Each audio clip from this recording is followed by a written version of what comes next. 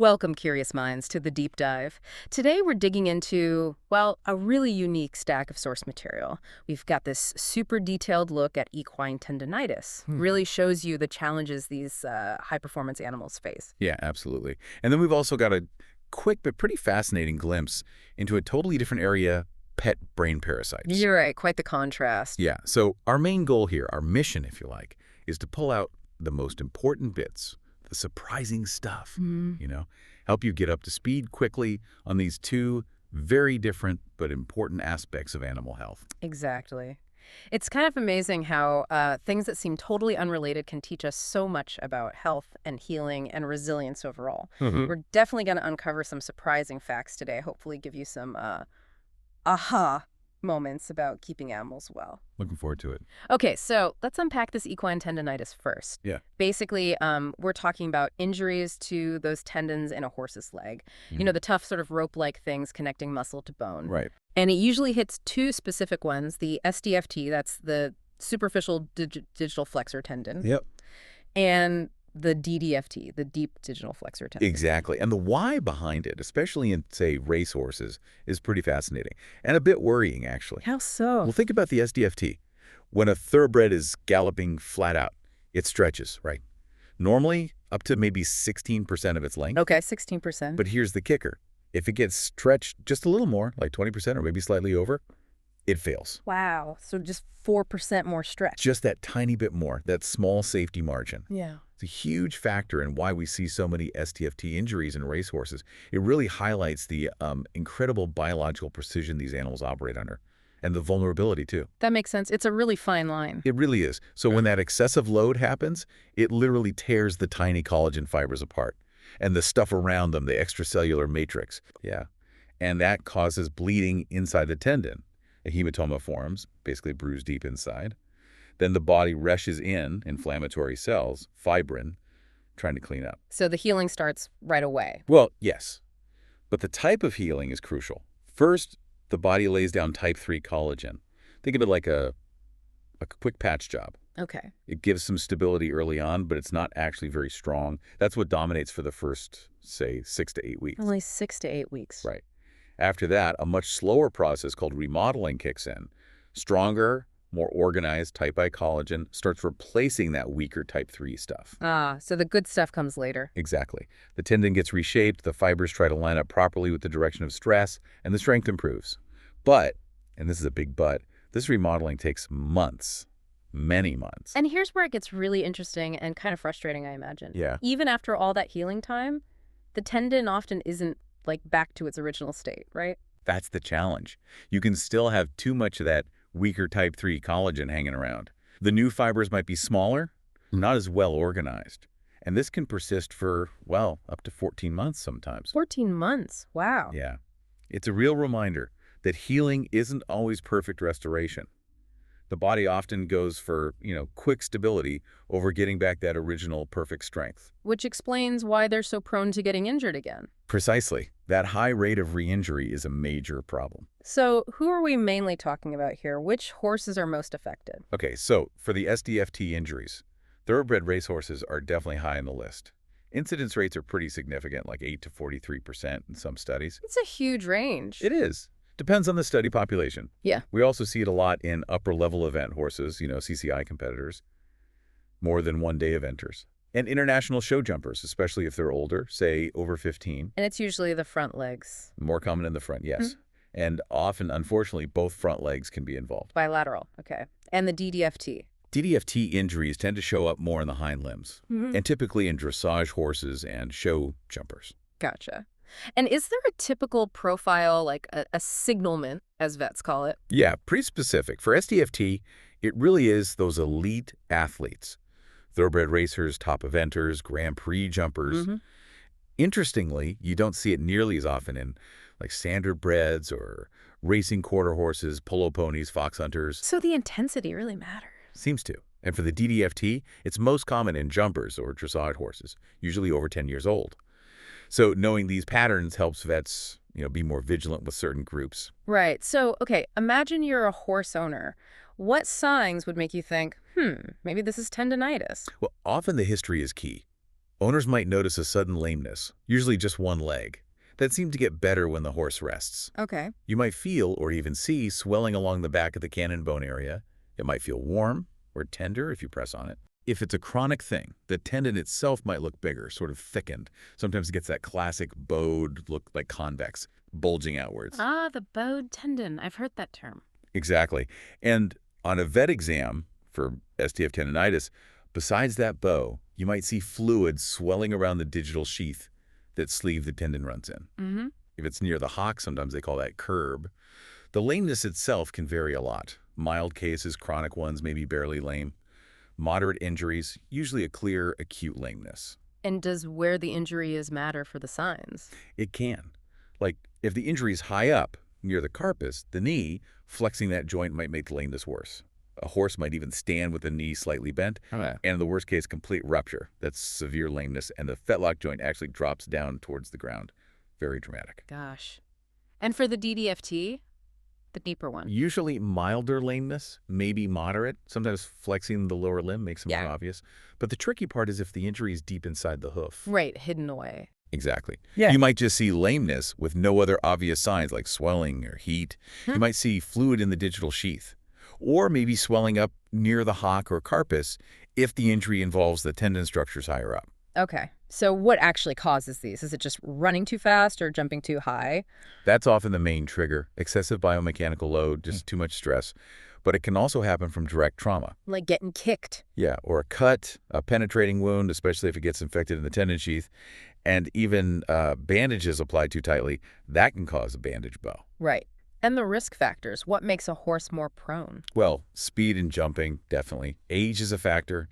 Older horses tend to be more susceptible. How the horse is built, its conformation, plays a big role. Like how? Things like long pasterns or being tied in behind the knee. Hoof balance is huge. A long toe with a low heel puts extra strain on. But ground surface matters too. Rough, uneven ground, slippery surfaces, really deep footing, all increase risk. And interestingly, there's a procedure called a palmar digital neurectomy, basically nerving the foot to block pain that can increase the risk of a DDFT rupture later on. Because they can't feel the warning signs. Exactly. They lose that protective pain feedback. So this all raises a really important question. How do vets actually pinpoint the problem? Especially if it's hidden, like you said. Yeah, diagnosis is key. And that's where imaging, especially ultrasound, is just invaluable. It's really the gold standard. So they can actually see inside the tendon. Pretty much. Vets use it to look at the tendon in cross-section and along its length. They measure the lesion, the damaged area, how big is it compared to the whole tendon. Right. That tells them the severity. Less than 15% cross-sectional area affected. That's mild. 15 to 25% is moderate.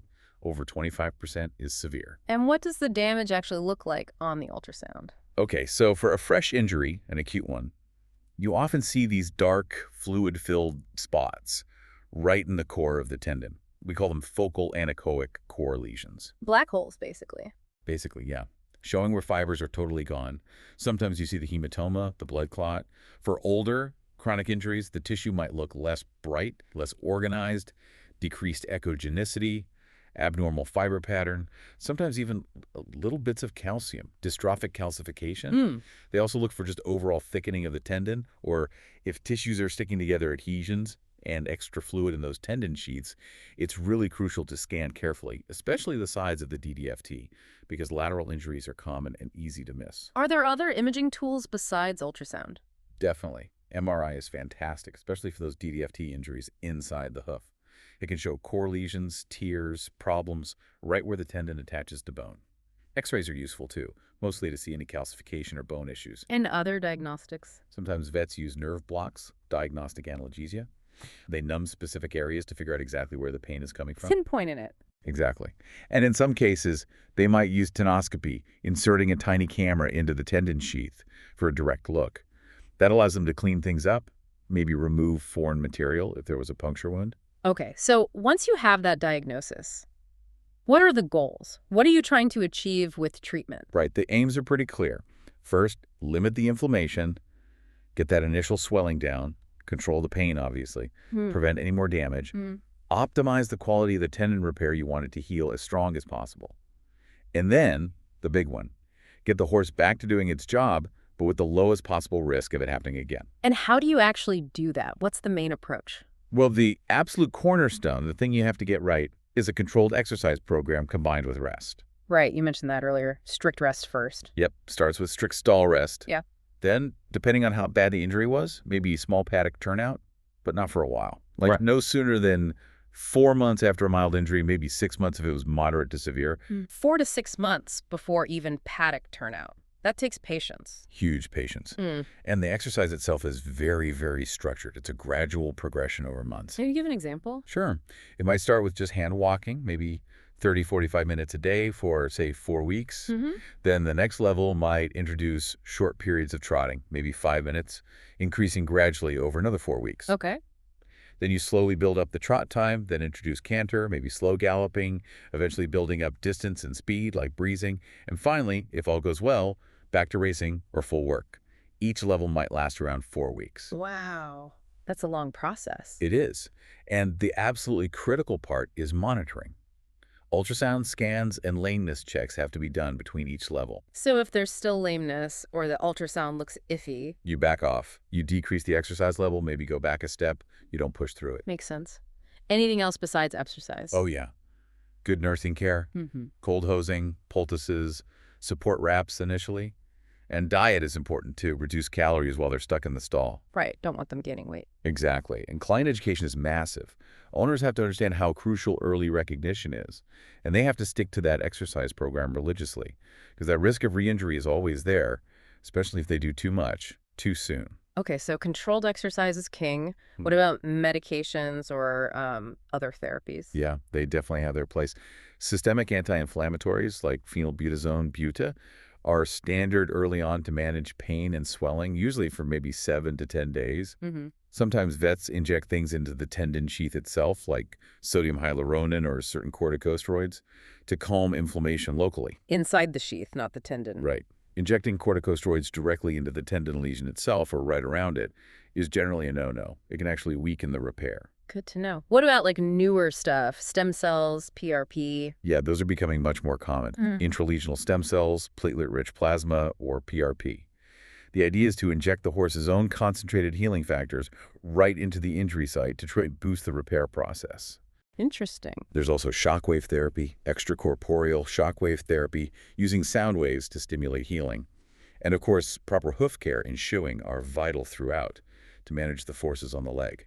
Any other therapies? Well, therapeutic ultrasound can be used, and some older techniques like counter-irritation are still around, things like iodine liniments or even pin firing, though that's more controversial now. The idea is to create a mild inflammation to try and improve blood flow. And surgery, is that common? It can be an option in specific situations. There are several procedures. One is a superior check desmotomy. What does that do? It involves cutting a small ligament, the superior check ligament, which basically reduces the tension on the SDFT. It seems to help outcomes, particularly in standard breds, especially for moderate or severe injuries. Okay. Another one is percutaneous tendon splitting. For those acute core lesions, they make tiny splits into the lesion to help drain the hematoma and encourage blood vessels to grow in. Then there are surgeries to release tight bands of tissue, like an annular ligament desmotomy down near the fetlock if the tendon isn't gliding properly, or releases higher up near the carpus for certain injuries. And tenoscopy, using that camera, allows for cleaning out the sheath, cutting adhesions, removing debris. Wow, lots of options. So, after all this, what's the bottom line? What's the expected outcome, the prognosis? Well, the reality is it's a long haul. Rehabilitation typically takes 8 to 12 months, sometimes longer, pretty much regardless of which specific treatments were used. A year's a long time. It is, and complications can happen. Adhesions, where the tendon gets stuck to tissues around it, are common. And tendon rupture is possible, especially with severe injuries, if the horse is exercised inappropriately. So the overall prognosis is... Generally, it's considered guarded. Guarded. That doesn't sound great. It means success isn't guaranteed, especially for returning to the highest levels of performance. For SDF tendonitis, it's particularly guarded for high-speed sports racing, elite eventing, mainly because of that high recurrence rate we talked about. Right. Interestingly, standard breds seem to do a bit better than thoroughbreds, prognosis-wise. But on the brighter side, maybe about half of event horses and most show jumpers can get back to full function with proper management. Okay, that's more encouraging. And for DDF tendonitis? Also guarded. The prognosis for returning to full soundness is definitely guarded with DDFT injuries. They can be very challenging. So, given how tough these are, prevention seems key. What are the main takeaways for avoiding this, or at least avoiding re-injury? It really boils down to some fundamentals. Trying to avoid dangerous work surfaces, overly hard, deep, or uneven ground. Making sure the shoeing is consistently correct and balanced. And then for horses recovering, it's all about preventing that re-injury. That means strict adherence to the controlled exercise plan and those regular ultrasound checks to make sure the tendon is healing properly before increasing the workload. Makes sense. Diligence and patience seem crucial. Absolutely. Okay, before we wrap up this really deep dive on tendons, you mentioned another piece in our sources, something quite different about parasites. Yeah, just a brief mention, but it provides a really interesting counterpoint. It touched on parasitic encephalitis in pets. Parasitic encephalitis, so parasites in the brain. Exactly. A really serious, life-threatening neurological condition where parasites actually invade the brain and spinal cord. Very different from a mechanical tendon injury, obviously. Yeah, totally different challenge. Right. The source specifically mentioned a few common culprits in dogs and cats, things like Toxoplasma neospora and Cutirabra fly larvae. Nasty stuff. Yeah. Now, obviously, we haven't gone deep into that today, but a full look would cover specific signs, how vets diagnose it with neuro exams and tests, the treatments, prognosis, prevention. It's a whole complex field in itself. Right. But it's just a useful reminder, I think, of the sheer breadth of challenges in animal health. It's not just about, biomechanics and structure. It's also fighting off these microscopic invaders in critical systems. Well, what an incredibly insightful session today. We've gone from the really fine-tuned mechanics of a racehorse's tendon.